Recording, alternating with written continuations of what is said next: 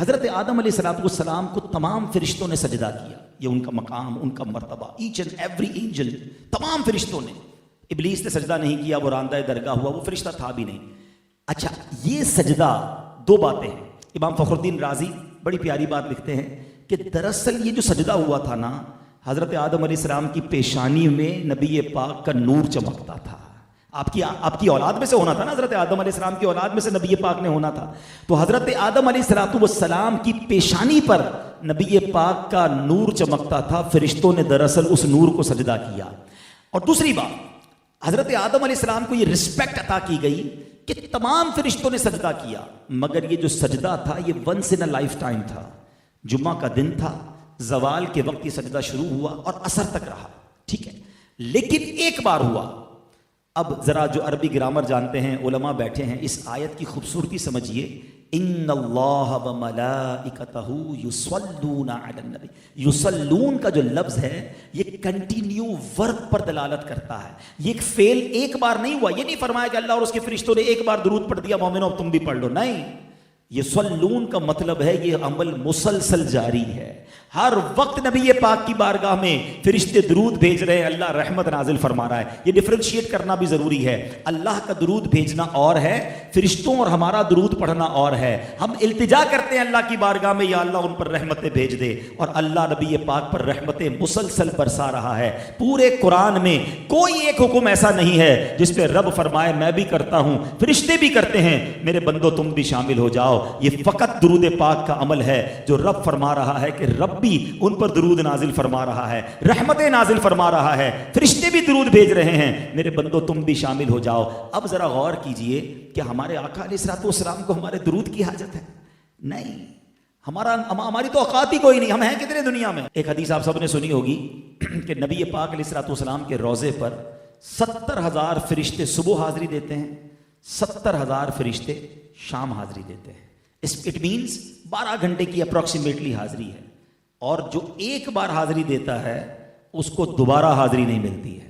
بڑا زبردست relevant question ہے کہ جناب فرشتے تو معصوم ہیں، گناہ ہی نہیں کرتے، ایک بار حاضری وہ بھی 12 گھنٹے کی، ذرا زیادہ ٹائم دیا جاتا یا دوبارہ ریپیٹ حاضری دی جاتی. اس کی وجہ کیا ہے؟ سبحان اللہ. جب بھی کہیں معاملہ الجھتا ہے نا تو پھر اعلیٰ حضرت کی بارگاہ سے سلجھ جاتا ہے. سیدی اعلیٰ حضرت چند شعروں میں وہ کہتے ہیں نا، پنجابی میں گل مکا دیتے ہیں.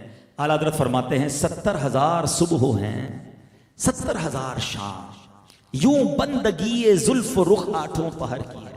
فرماتے 24 آور کا جو روسٹر ہے نا، 24 آور کی جو ڈیوٹی ہے وہ اس طرح ہے کہ 70,000 صبح ہیں، 70,000 شام، یوں بندگی زلف رخ آٹھوں پہر کی ہے. جو ایک بار آئے دوبارہ نہ آئیں گے، رخصت ہی بارگاہ سے بس اس قدر کی ہے. اتنی اجازت ہے، پرمیشن ہی ایک باری کی ہے.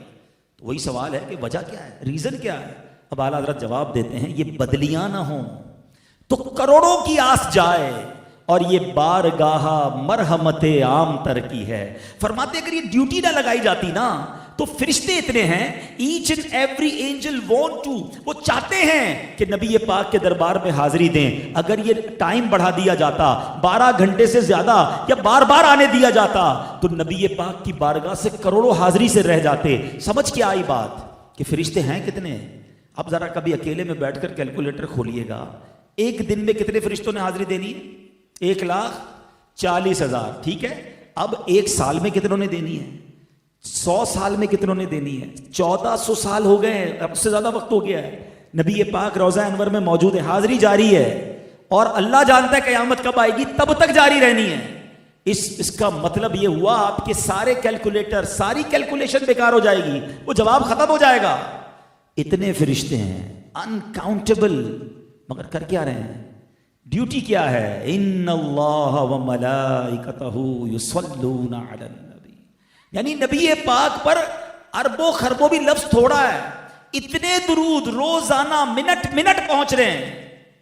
تو میری آپ کی درود کی کوئی حاجت نہیں ہے انہیں. ٹھیک ہے، ہماری میمنی میں کہتے ہیں نا کھٹاتے ہیں، بیسیکلی ہمیں کھٹایا گیا ہے، ہمیں چانس دیا گیا ہے، اے ایمان والو تم بھی پڑھ لو، تمہارا کام بھی ہو جائے گا، تمہاری بھی جولی بھر دی جائے گی، تم پر بھی رحمت برس جائیں گی، تمہیں بھی شفاعت مل جائے گی. بیسیکلی ہمیں موقع دیا ہے، اور یہ قرآنی حکم ہے. اگر اتنا کمال کا وظیفہ ہونے کے باوجود ہم کتنا درود پڑھتے ہیں؟ اپنے شیڈول کو دیکھیں. ہمارے شیڈول میں ہر چیز کی جگہ نکل آتی ہے. ابھی میں دیکھ رہا تھا ایک صاحب سے ملاقات کرنے گیا, پتہ چلا جم گئے میں نے کہا یار اب رمضان میں بھی جم نہیں چھوڑا. جم تو ضروری ہے نا صحت کے لیے. یعنی آپ نے جو ضروری ہے وہ سب شامل رکھا.